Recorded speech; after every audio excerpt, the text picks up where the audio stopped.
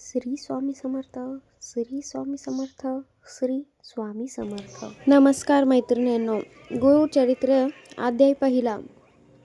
श्री दत्तगुरूंच्या पवित्र कृपेने आज आपण श्री गुरुचरित्राचा पहिला अध्याय ऐकणार आहोत. ही केवळ कथा नाही तर प्रत्येक दुःखी जीवाला आशेचा किरण दाखवणारा दिव्य मार्ग आहे. म्हणून मन शांत ठेवा, श्रद्धा ठेवा आणि शेवटपर्यंत व्हिडिओ नक्कीच ऐका. संसाराने थकलेला नामधारक. पूर्वी एक नामधारक नावाचा ब्राह्मण होता. स्वभावाने साधा, मनाने भक्त, पण नशिबाने फार त्रासलेला.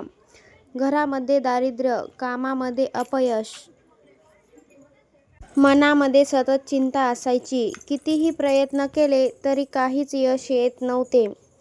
तो देवाची पूजा करायचा, जप करायचा, व्रत देखील करायचा.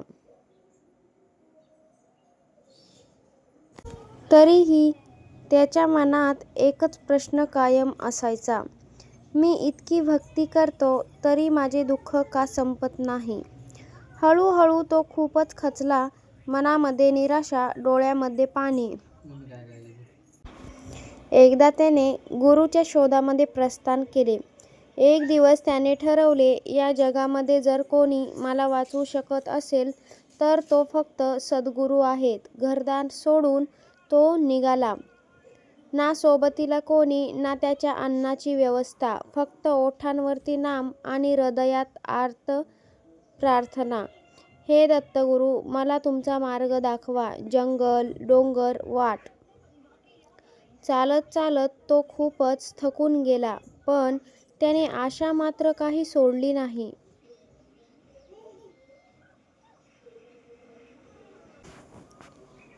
दत्त नामाचा आधार. चालताना तो सतत दत्ताचे नाव घेत होता. प्रत्येक पावलावर त्याच्या मनामध्ये एकच भावना होती, गुरु मला कधी भेटणार. भूक, तहान, थकवा सगळं काही होतं, पण त्याहून मोठी होती त्याची दत्तगुरूंना भेटण्याची आस. तेजस्वी महात्म्याचे दर्शन. आणि अचानकच पुढे त्याला दूर एक तेजस्वी पुरुष दिसले. शांत चेहरा, डोळ्यामध्ये करुणा, अंगातून दिव्य प्रकाश. नामधारकाच्या मनाला लगेच जाणवलं, हे साधे मनुष्य नाहीत. तो धावतच गेला.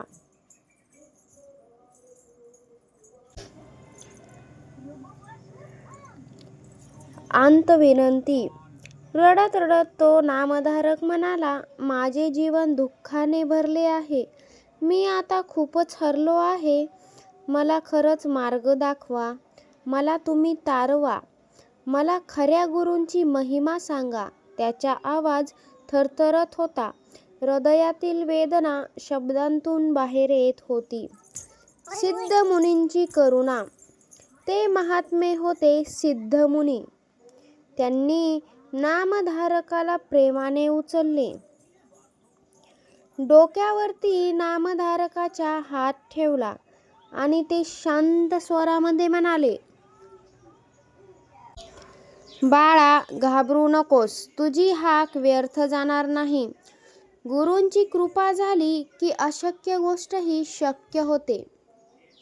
त्यांच्या शब्दांनी नामधारकाच्या मनात आशेचा दिवा पेटला. दिव्य कथेची सुरुवात. सिद्धमुनी पुढे म्हणाले, मी तुला त्या महान दत्तावतारांची कथा सांगतो. ही कथा जर तू ऐकलीस तर तुझे सर्व पाप नष्ट होतील आणि तुझे सर्व दुःख देखील नष्ट होतील, दूर होतील आणि तुझ्या जीवनाला योग्य ती दिशा मिळेल. नामधारक नम्रपणे बसला. हात जोडले. त्याच्या डोळ्यामध्ये श्रद्धा होती. अशा प्रकारे श्री गुरुचरित्राची पवित्र कथा सुरू झाली. अध्याय पहिला आपल्याला काय शिकवतो? निराश झालो तरी देवाचे नामस्मरण अजिबात सोडू नये.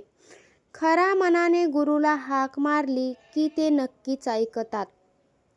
दुःख हे शेवट नसून कृपेची सुरुवात असू शकते. जो भक्त श्रद्धेने हा अध्याय ऐकेल त्याच्या जीवनातही गुरु कृपेचा प्रकाश नक्कीच पडेल. श्री दत्तगुरु महाराज की जय. जय जय गुरुदेव दत्त. श्री गुरुचरित्र अध्याय 2.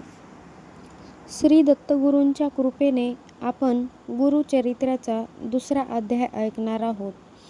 पहिल्या अध्यायात आपण पाहिले, दुःखी नामधारकाला सिद्धमुनी भेटले आणि त्यांनी दिव्य कथेची सुरुवात केली. आज ते आपल्याला सांगणार आहेत गुरु का आवश्यक आहेत, गुरूंची महिमा किती मोठी आहे. मन एकाग्र करा आणि भक्तिभावाने ऐका. नामधारकाचा प्रश्न. सिद्धमुनीसमोर बसलेला नामधारक नम्रपणे विचारतो, गुरु इतके महान का आहेत? देवाची भक्ती पुरेशी नाही का? गुरूंची गरज का भासते? हा प्रश्न फक्त नामधारकाचाच नाही, आपल्या सगळ्यांच्या मनात कधीतरी येतोच. मग नामधारकाला सिद्धमुनी सांगू लागले.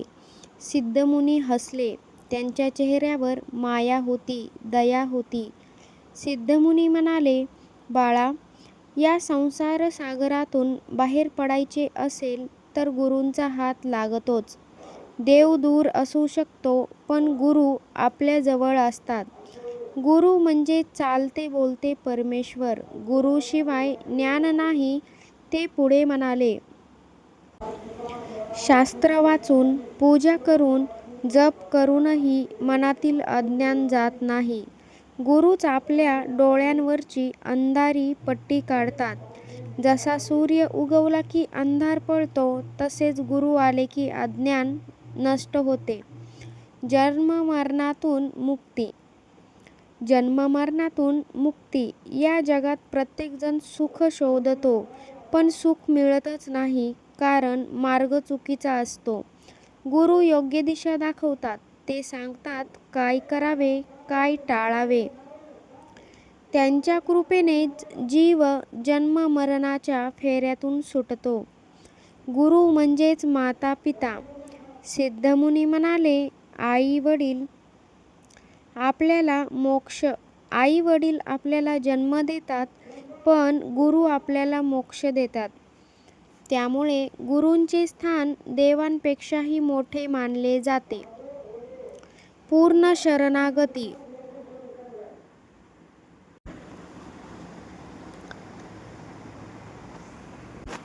नामधारक एकाग्र होऊन ऐकत होता.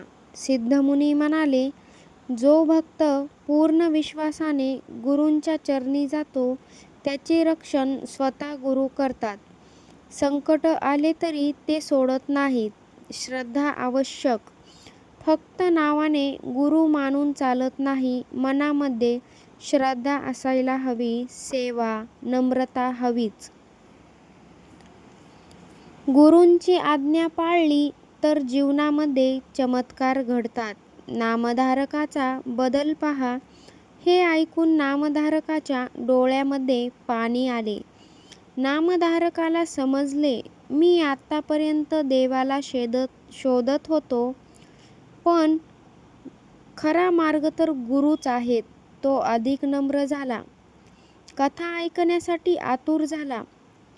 अध्याय 2 आपल्याला काय शिकवतो? गुरु म्हणजे ज्ञानाचा प्रकाश. लक्ष देऊन ऐका. गुरु म्हणजे ज्ञानाचा प्रकाश. गुरुशिवाय मोक्ष नाही. श्रद्धा आणि सेवा करणे म्हणजेच आपल्याला देवाची कृपा मिळते. गुरु आपल्याला कधीच एकटं सोडत नाहीत. जो भक्त मनापासून गुरूंचे, देवाचे नामस्मरण करेल, त्याच्या जीवनात अंधार कधी राहणारच नाही. त्याचं जीवन सुखमय राहील. त्याच्या आयुष्यामध्ये शांतता येईल. त्याच्या मार्गातील अडचणी दूर होतील. जे ते इतक्या दिवस कामासाठी, कोणत्या तरी यशासाठी प्रयत्न करत आहे, ते यश त्याला लवकरच मिळेल. श्री दत्तगुरु महाराज की जय. जय जय गुरुदेव दत्त. श्री गुरुचरित्र अध्याय 3. नमस्कार मैत्रिणींनो, गुरुचरित्राच्या पवित्र प्रवासात आज आपण 3ऱ्या अध्यायात प्रवेश करत आहोत. पहिल्या दोन अध्यायात सिद्धू मुनींनी गुरूंची महिमा सांगितली. आता ते नामधारकाला सांगतात दत्तात्रेयांचा अवतार कसा झाला. मन भक्तिभावाने भरून ऐका. आता ते नामधारकाला सांगतात दत्तात्रेयांचा अवतार कसा झाला. मन भक्तिभावाने भरून ऐका. अत्री ऋषी आणि अनुसूया माता.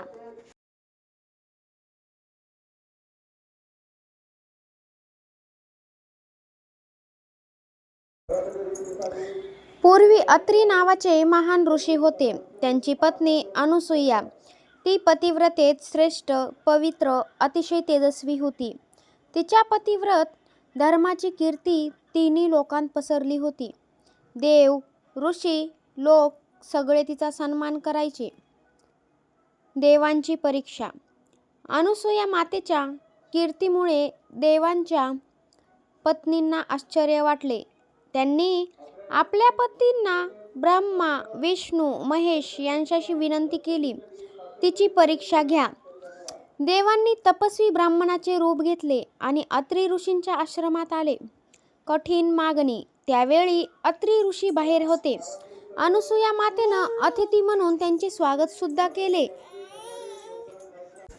तेव्हा त्या ब्राह्मणांनी एक विचित्र मागणी केली. आम्हाला नग्न अवस्थेत भोजन वाढा. क्षणभर परिस्थिती खूपच कठीण झाली.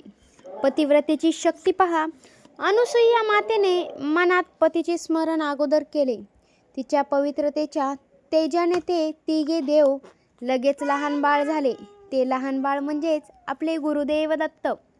आता अट पूर्ण झाली. ती त्यांना प्रेमाने अन्न वाढू लागली. देव परत मूळ रूपामध्ये. देवांच्या पत्नी तर खरंच घाबरल्या. देव परत मूळ रूपामध्ये आले. त्या अनुसूया मातेपाशी आल्या. क्षमा मागितली. अनुसूया मातेनं दया दाखवली. देवांना त्यांच्या मूळ रूपात आणले. देव खूपच प्रसन्न झाले. दत्तात्रेयांचा जन्म. देवांनी वर मागायला अनुसूया मातेला सांगितले. अनुसूया माता म्हणाली, तुम्ही तिघेही माझ्या पोटी पुत्र म्हणून जन्माला या. आणि त्या वरामुळे जन्म झाला. दिव्य, तेजस्वी, त्रिदेवांचा अंश असलेला पुत्र. तो म्हणजे कोण तर गुरुदेव दत्त दत्तात्रेय हे जन्माला आले. अवताराचा उद्देश सिद्धमुनी हेच सांगतात. दत्तात्रेयांचा अवतार भक्तांना मार्ग दाखवण्यासाठी, अज्ञान दूर करण्यासाठी आणि मोक्ष देण्यासाठी झाला. नामधारक भावविव्हळ. ही कथा ऐकून नामधारक स्तब्धच झाला.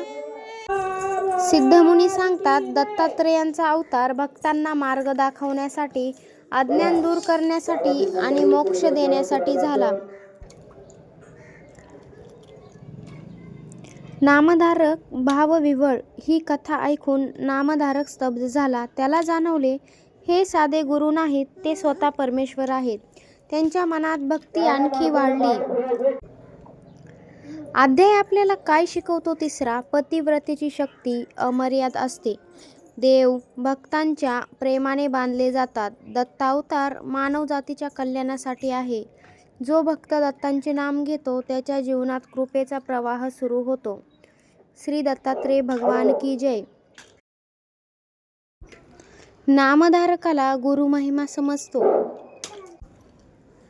श्री गुरुचरित्रामध्ये तिसऱ्या अध्यायातली कथा आपण ऐकली आहे. या अध्यायात नामधारकाची श्रद्धा कशी दृढ होते आणि गुरूंचे महत्त्व किती महान आहे हे समजते.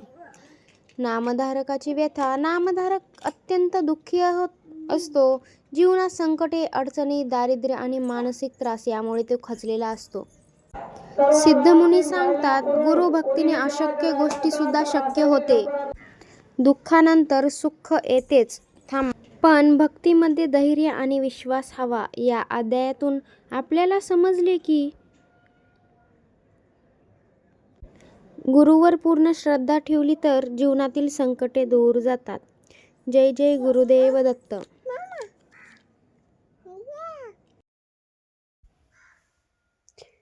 श्री गुरुचरित्र अध्याय 4.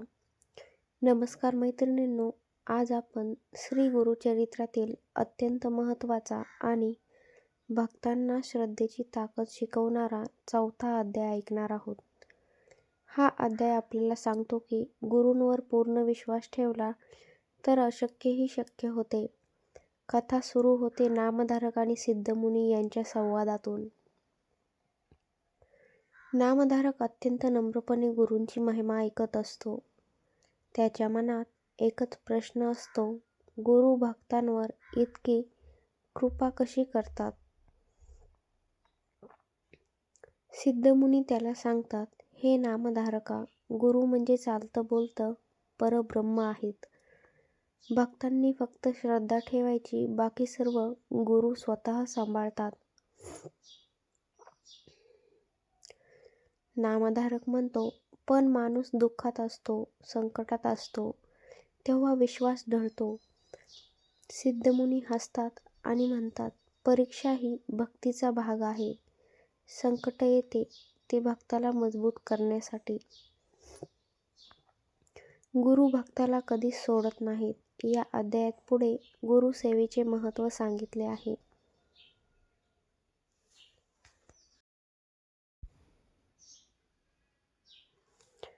जो गुरूंची मनापासून सेवा करतो त्याचे पाप नष्ट होतात, घरामध्ये सुख समाधान येते आणि दारिद्र्य दूर होते. सिद्धमुनी नामधारकाला सांगतात, तू चिंता करू नकोस, गुरूंचे नाम घेत राहा, वेळ आली की कृपा नक्की होईल. हे ऐकून नामधारकाच्या डोळ्यात पाणी येते. त्याच्या मनात आशा निर्माण होते. त्याला समजते की गुरु कधीही भक्ताला सोडत नाहीत. या अध्यायातून आपल्याला काय शिकायला मिळते तर संकटातही श्रद्धा सोडू नये. गुरूंवरती पूर्ण विश्वास ठेवावा. सेवा आणि नामस्मरण हेच खरे साधन आहे.